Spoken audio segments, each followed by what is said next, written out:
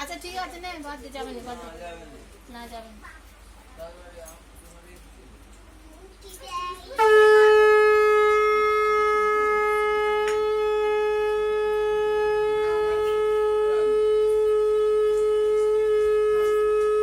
এদিকটা মুখটা করো, তোমার মুখটা দেখতে পাচ্ছি।